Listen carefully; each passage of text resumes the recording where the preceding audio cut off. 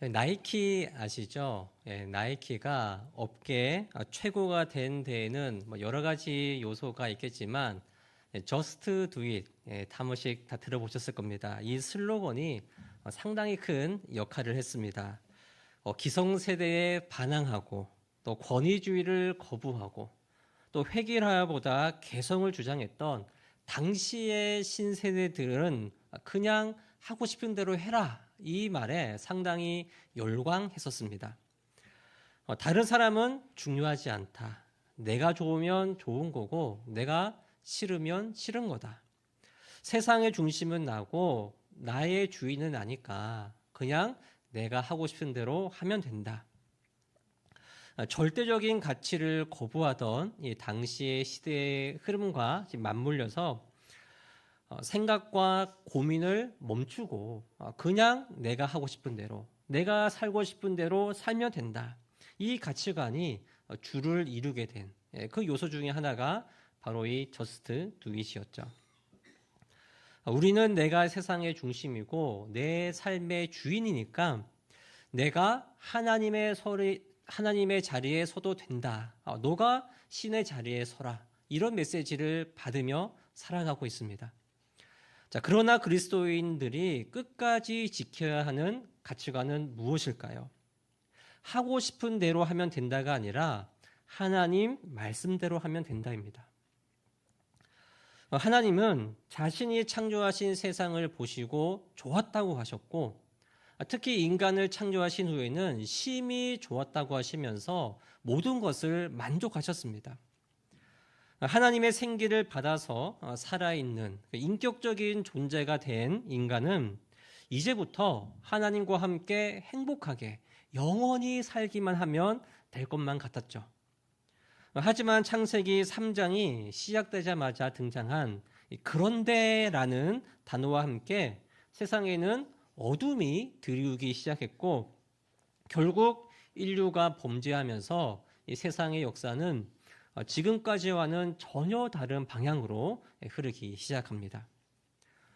창세기 3장은 세상에 죄가 들어온 과정을 자세하게 설명하는데 인류를 죄로 물들게 한 중심에는 교만이 있습니다. 오늘은 교만에 대해 살펴볼 텐데 우리가 가장 은혜가 안 되는 말씀이 몇 가지 있죠. 헌금 설교, 또 회개 설교, 그리고 그와 함께 이 교만을 얘기하면 참 은혜가 안 되는 것 같습니다.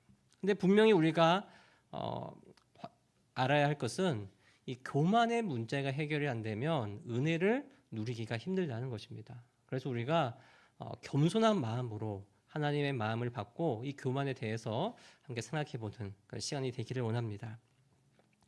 3장 1절에서 그런데라는 단어와 함께 등장한 인물이 바로 뱀입니다. 자, 우리나라에서는 이제 언제부턴가 이제 애완용 뱀을 많이 키우기 시작했죠. 그래서 애완용 뱀을 키우는 사람들이 꽤 많아져 있고 막 예쁘다고 하는 사람들도 있는데 여전히 뱀은 이제 호감이 가지 않고 또 징그럽고 무서운 그런 이미지를 가지고 있습니다. 반면에 고대 근동 지방에서 뱀이라고 하면 뭐 생명, 치료, 지혜 같은 긍정적인 이미지와 죽음, 무질서 같은 부정적인 이미지를 함께 가지고 있었습니다. 그래서인지 고대 사람들은 이제 뱀을 매혹적이면서도 혐오스러운 것으로 생각했고 경외심을 느끼는 동시에 또 두려움을 가지기도 하는 그런 존재로 여겼습니다. 물론 성경에서는 뱀을 일관적으로 부정하고 가증하고 위험한 동물로 묘사하죠. 자, 그렇다면 창세기 3장에서는 뱀을 어떤 존재로 묘사합니까? 자, 1절에서 여호와 하나님이 지으신 들짐승 중에 가장 간교하다고 말합니다. 자, 뱀의 부정적인 면을 강조하려고 우리말 성경에서는 이제 간교하다라고 이제 번역했지만 이 단어의 원어가 가지는 뜻은 지혜와 능숙함입니다. 지혜와 능숙함. 지혜와 능숙함은 영리하고 현명하고 슬기로운 이런 긍정적인 뜻을 가지고 있고, 또 이와 반면에 교활하고 간교하고 약삭빠른 부정적인 이미지를 동시에 가지고 있습니다. 본문에서는 뱀을 사탄이라고 직접적으로 드러내지는 않지만 뱀이 매우 영리하고 교묘하게 사람의 연약한 부분을 파고들어서 죄를 짓게 만든다는 것을 우리는 알 수가 있죠. 그런 면을 봤을 때 상당히 지혜롭고 영악하다, 이렇게 표현을 해볼 수가 있습니다. 이 사실이 뱀이 여자에게 처음으로 던진 말에서 바로 드러납니다. 1절 보시면 뱀이 여자에게 물어 이르되 하나님이 참으로 너희에게. 지난번에 말씀드렸듯이 천지를 창조하실 때 성경의 저자는 이 하나님을 엘로힘이라는 장엄 복수형으로 표현해서 하나님의 초월적인 능력을 강조했습니다. 반면에 인간을 창조하실 때는 여호와 하나님, 이 하나님의 이름이 여호와를 가르쳐 주면서 하나님께서 인간과 인격적인 아주 친밀한 교제를 나누고 싶어 하신다는 사실을 말씀드린 적이 있죠. 뱀은 의도적으로 인간과 친밀해지길 원하시는 이 여호와라는 하나님의 이름을 제외하고 그냥 하나님이, 이렇게 표현하면서 뱀에게 인간에게 접근했습니다. 인간을 향한 사탄의 최종 목표는 인간이 하나님을 떠나도록 만드는 것이지만 사탄의 주요 전략은 인간을 하나님에게서 적당하게 떨어뜨려 놓는 겁니다. 하나님을 멀리도 가까이도 아닌 적당한 곳에 계신 분, 적당한 곳에서 우리를 바라보시는 분, 이렇게 인식하게 해서 하나님께서 분명히 내 삶에 계시기는 한데, 나와 함께 하시기는 한데 아주 멀리도 아니고 아주 가깝기도 아니고 그냥 적당한 거리에서 나를 보시는 분, 아주 중요하지 않은 분으로 만드는 것이죠. 이어지는 뱀의 질문에서 이 사실이 명백하게 드러납니다. 하나님이 참으로 너희에게 동산 모든 나무의 열매를 먹지 말라고 하시더냐. 2장 16절과 10절을 보면 하나님은 동산 각종 나무의 열매를 마음대로 먹어도 되지만 선악을 알게 하는 나무의 열매는 먹지 말라. 먹으면 반드시 죽는다 하셨습니다. 하나님의 이 명령은 그냥 먹어도 돼, 뭐 어떻게 해도 돼, 이렇게 말씀하신 것이 아니라 매우 명확하고 단호했습니다. 하지만 뱀은 참으로 그렇게 하신 게 맞아? 정말로 그래? 하나님의 절대적인 명령을 다시 마치 선택지가 있는 것처럼, 이렇게 해도 되고 저렇게 해도 되는 것처럼 이렇게 표현한 것이죠. 또한 하나님은 인간이 생육하고 번성하여 땅에 충만하는 것, 또 세상을 다스리고 통치하는 것을 기쁘게 여기시면서 해야 하는 것, 인간이 무엇을 해야 되는가, 이것에 중점을 두셨습니다. 하지만 뱀은 하나님께서 하지 말라는 것, 그것을 부각하면서 하나님을 인간을 통제하고 뭔가 억제하는 분, 제한하는 분, 이렇게 생각하도록 유도한 것이죠. 뱀의 질문에 하와가 어떻게 대답합니까? 2절과 3절을 보면 우리가 모든 나무의 열매를 먹을 수 있다. 하지만 동산 중앙에 있는 나무의 열매는 먹지도 말고 만지지도 말아야 한다. 만약 그렇게 한다면 우리가 정말로 죽을 수도 있다. 이렇게 말하죠. 자, 언뜻 보면 하와가 말을 정말 잘한 것처럼 보이지만 하와는 자기의 생각을 첨가했습니다. 하나님은 선악과를 만지는 부분을 말씀하신 적이 없습니다. 그리고 선악과를 먹으면 반드시 죽는다고 하셨는데 하와는 하나님의 말씀을 자기 방식대로 이해하고 판단했던 것이죠.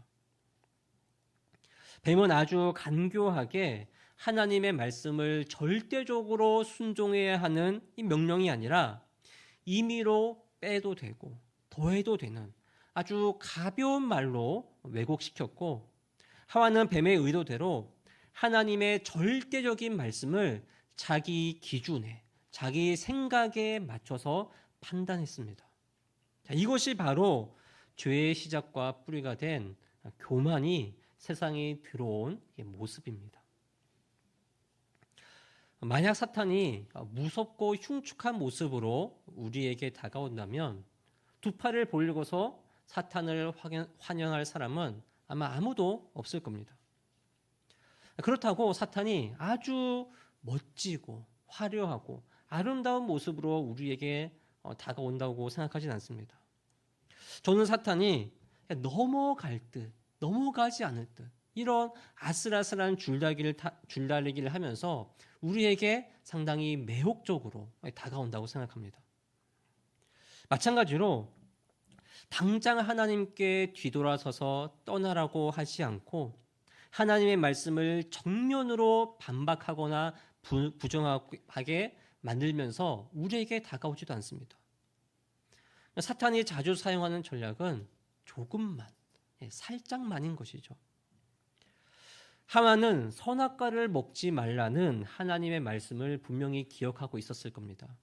그러나 하나님의 말씀에 자기의 생각을 아주 조금, 아주 살짝 더딥힙니다. 먹지 말라고 하셨으니까 만져서도 안 되는 거구나. 반드시 죽는다고 하셨지만 죽지 않을 가능성이 있는 건 아닐까.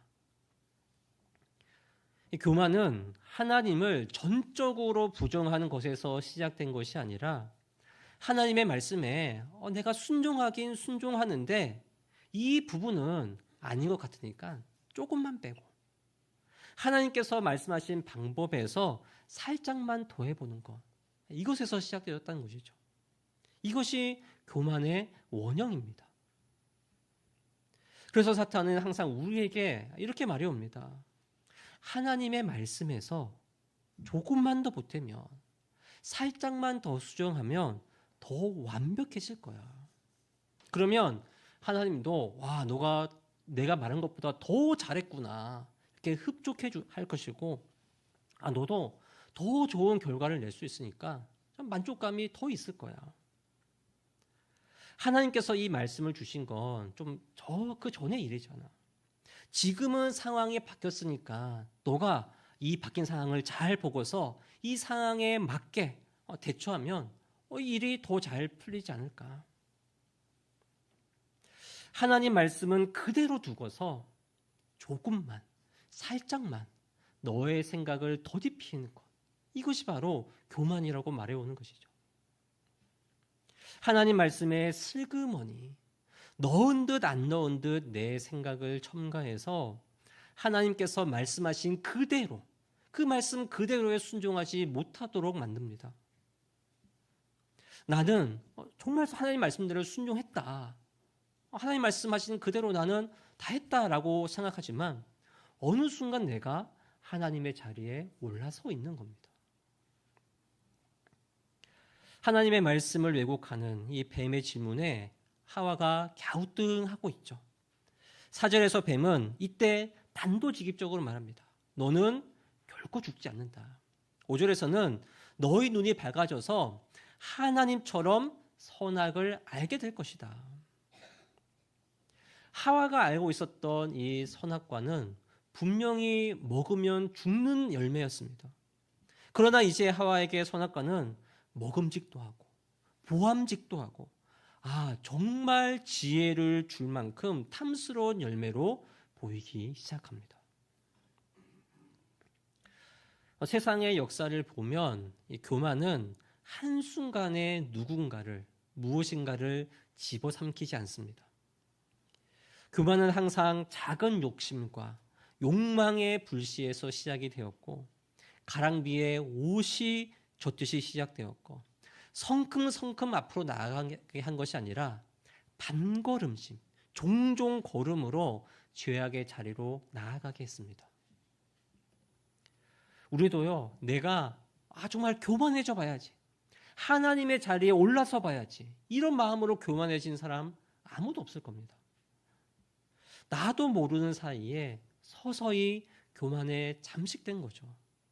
그래서 교만이 무서운 건데, 그렇다면 우리가 이 교만의 부분을 어떻게 처리해야 될까요? 앵무새는 말도 하고 노래도 부르는 상당히 신기한 동물이죠. 자, 그런데 앵무새는 사람처럼 인격을 가지고서 사람과 대화하는 것이 아니라 사람이 내는 소리를 흉내내면서 소리를 내는 겁니다. 창세기 2장에서 아담이 모든 생물을 하나씩 자세히 보면서 이름을 짓습니다. 그때 아담은 앵무새를 보면서 이 녀석 정말 신기하다 이렇게 생각했을 것인데, 그러면서 문득 생물 중에는 정말 자신과 같은 인격적인 존재가 없구나. 앵무새가 내 말을 따라하는데 나와 인격적으로 대화하는 건 아니구나. 이것을 깨달았을 것이고, 하나님께서 아담을 하와에게 주셨을 때 비로소 인간만이 인격적인 존재이구나. 동물과 인간은 정말 다른 존재이구나. 이것을 알게 되었을 겁니다. 자, 그런데 뱀은 등장하자마자 하와에게 말을 걸었습니다. 아담과 하와 외에는 어떤 동물도 말을 할 수 없고 말을 해서도 안 되었습니다. 이것이 하나님의 창조 성리인데, 그러면 뱀이 말을 걸어왔을 때 아담이 어떻게 했어야 하나요? 너는 말을 하면 안 되는 존재다. 너는 그 입을 다물어라. 아담은 엄격하게 뱀을 다스렸어야 했습니다. 아담이 이렇게 할 수 있는 근거가 무엇인가요? 고대 사회에서 다스리고 지키는 것은 왕이 하는 일이었죠. 하나님께서 아담을 에덴으로 이끄신 후에 처음으로 하신 명령은 에덴을 지키고 경작하라는 것이었습니다. 하나님은 아담을 에덴을 지키는 왕적인 존재로 세우셨기 때문에 왕된 존재인 아담은 하면 안 되는 일을 한 이 뱀을 엄격하게 다스렸어야 하는 것이죠. 아담이 에덴을 다스리는 왕으로 세워졌을 때 아담의 마음이 어떠했을까요? 왕으로서 내가 힘과 권력이 생겼으니 막 좋아하고 즐거워했을까요? 아마도 이 에덴을 어떻게 다스려야 할까? 이런 고민을 하지 않았을까요? 자, 그렇다면 지금 아담에게 가장 필요한 게 무엇입니까? 바로 지혜죠. 에덴을 다스릴 지혜가 필요합니다. 왕된 존재로서 피조물들을 정말 잘 다스리기 위해서는, 하나님의 말씀에 정말 잘 순종하고 따르기 위해서는 선과 악을 구별하는 지혜가 절대적으로 필요합니다. 정말 나에게 지혜가 필요하구나. 정말 하나님 말씀에 순종하려면 이 지혜가 필요해. 이렇게 생각할 때 하나님의 말씀이 떠오릅니다. 에덴에 있는 모든 열매를 다 먹어도 된다. 그리고 동산 중앙에 선악을 알게 하는 나무가 있어. 아담은 선악을 알게 하는 나무가 번쩍 떠오릅니다. 그런데 그 동시에 맞지. 그 열매를 먹으면 안 돼. 그 열매를 먹으면 반드시 죽는다. 동시에 그 생각이 들어왔을 겁니다. 아담에게 필요했던 건 에덴을 잘 다스리게 해주는 지혜였는데, 그 지혜를 주는 열매가 훤하게 보이는 곳에 있습니다. 하지만 하나님은 그 열매를 먹지 말라고 하십니다. 아담이 더욱 지혜로워져서 에덴을 잘 다스리면 하나님께도 좋은 일이고, 그 열매를 먹고 아담이 더 자기 맡은 일을 잘할 수 있는데, 아담은 애가 탔을 수도 있겠죠. 자, 그런데 아담이 선악과를 먹어서 지혜를 얻는 방법보다 선악을 더 잘 분별하게 하는 이 지혜를 얻는 방법이 있습니다. 그 방법이 무엇일까요? 에덴을 다스리다가 정말 선악을 잘 분별해야 되는 그런 상황이 생겼을 때, 정말 놀라운 지혜가 필요할 때 아담은 스스로 선악을 판단할 것이 아니라 하나님께 여쭤보면 됐습니다.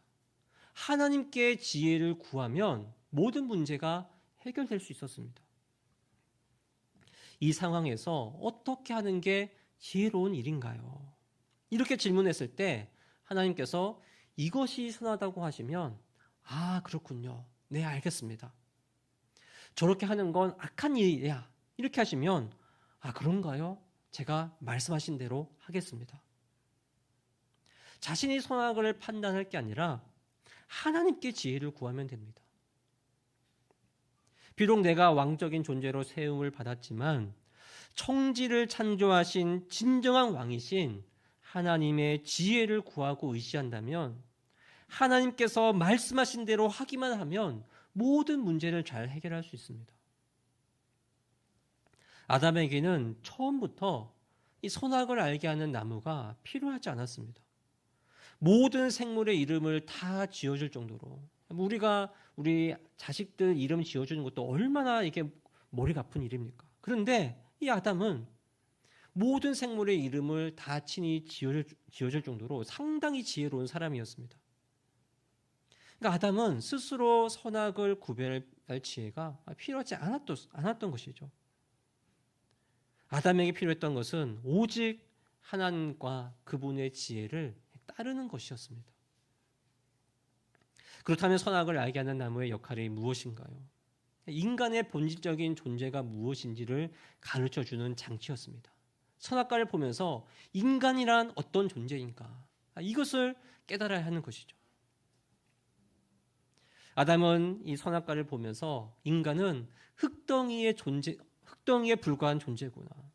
하나님의 생기로만 내가 생명을 얻을 수 있구나.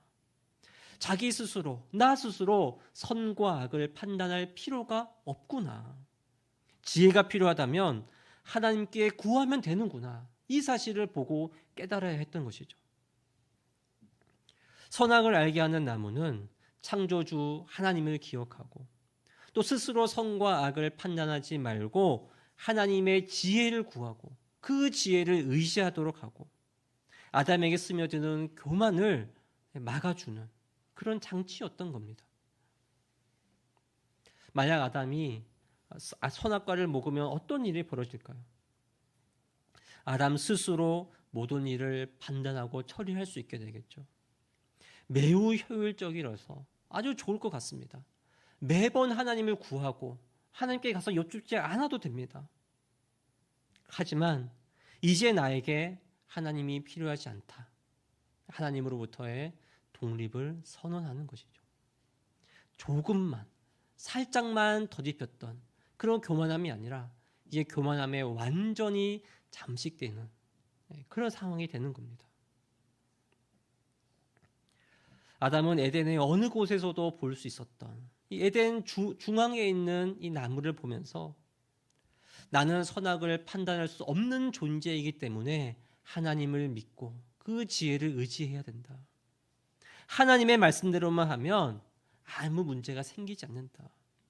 내가 죽고 하나님께서 사시면 내가 죽어도 죽는 것이 아니라 내가 사는 것이다.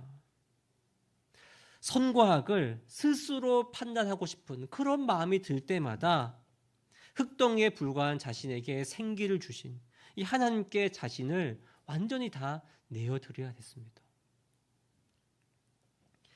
선악과를 금지하신 명령은 하와를 만드시기 전 아담에게 하신 명령으로서 하와는 그 명령을 아담으로부터 간접적으로 들었기 때문에 간교한 뱀은 그 작은 틈을 공략해서 하와에게 먼저 다가가서 하와에게를 유혹한 것이고 또 뱀의 유혹을 받는 하와의 바로 옆에서 하와를 제지하기는커녕 하와가 주는 선악과를 같이 먹은 아담에게 더 잘못이 있다. 이 부분을 충분히 이렇게 생각할 수도 있는 것 같습니다. 중요한 것은 설사 하와가 선악과를 먹지 말라는 명령을 하나님께 듣지 못했을지라도 하나님의 말씀은 그래도 하나님의 말씀이라는 거예요. 아담에게 그 명령을 간접적으로 들었다고 하더라도 그 명령이 하나님의 말씀이란 것에는 분명 변함이 없습니다. 내가 직접 하나님의 말씀을 받은 것이 아니라면 나에게 주신 말씀이 아니라 다른 사람에게 주신 말씀이라면 그 말씀은 나에게 주신 말씀, 하나님의 말씀이 아닌 건가요? 그 말씀을 내가 따르지 않아도 되는 겁니까? 나에게 하신 말씀이 아니기 때문에, 나에게 직접 그 말씀을 주신 것이 아니기 때문에 그 말씀의 능력이 없는 것은 아니고, 그 말씀에 순종해야 하는 의무가 희미해지는 것도 아닙니다. 하나님의 말씀은 그 자체로 내가 전적으로 순종해야 되는 그 의무를 가지고 있는 하나님의 말씀인 것이죠. 왜냐하면 영원하고 불변하는 하나님의 말씀은 예나 지금이나 미래에나 살아있고 활력 있는 예리한 검으로서 홍과 영과 골수, 관절을 완전히 쪼갤 수 있고 마음과 생각과 뜻을 판단하는 하나님의 능력 그 자체이기 때문입니다. 다시 처음 질문으로 돌아가서 이 교만을 물리치려면 그 첫 시작이 어떻게 돼야 하나요? 아주 간단합니다. 단순하게 하나님의 말씀을 그대로 믿고 따르는 것입니다. 우리에게 주어진 유일한 선택지는 하나님의 말씀에 순종하는 것, 그것밖에 없는 것이죠. 이런 주제가 등장할 때마다 우리는 항상 생각합니다. 말처럼 쉬운 게 아닙니다. 설교자인 저도 항상 이 말을 덧붙여요. 말처럼 쉬운 게 아닙니다, 여러분. 맞죠. 교만은 죄의 근본이기 때문에 다른 죄도 마찬가지지만 이 교만이 모든 죄의 시작이고 뿌리이기 때문에 이 교만을 물리치는 게 너무나도 어렵습니다. 그러나 죄송합니다만 쉬운 일이 아닙니다 라고 말하고 끝을 내는 사람은 하나님을 전적으로 의지하여서 하나님께서 말씀하신 그대로 해본 경험이 없기 때문에 그렇게 말하는 겁니다. 교만을 물리치는 건 너무나도 힘들고 어려운 일이 맞습니다만 하나님 말씀에 내 생각과 기준과 경험을 조금만 살짝만 더 첨가하려는 교만을 억누르고 하나님의 지혜를 구하는 이런 겸손한 길로 걸어가 본 사람은 단순하게 하나님의 말씀을 그대로 믿고 따르는 것이 가장 쉽고 가장 안전하고 가장 정확한 길이라는 사실을 여러 번 경험해서 다시 떠오르는 교만을 물리치려고 그것을 교만으로부터 떠나기 위해서 발버둥 치면서 살아가는 사람, 이 사람이 바로 겸손한 사람이라는 것이죠. 제가 언젠가 제 안에 있는 모든 죄를 깊이 돌아보면서 회개했던 시기가 있었습니다. 특히 이 죄가 도대체 어디에서 왔지? 무엇 때문에 이 죄가 나를 괴롭히고 있지? 이렇게 이 죄가 어떻게 형성되었는지에 대해서 막 깊이 묵상하던 때가 있었는데 정말 신기할 정도로 정말 수십 가지의 죄, 그 죄를 다 생각해 봤는데 그 모든 죄를 따라가 보니까 첫 시작점이 항상 교만이었습니다.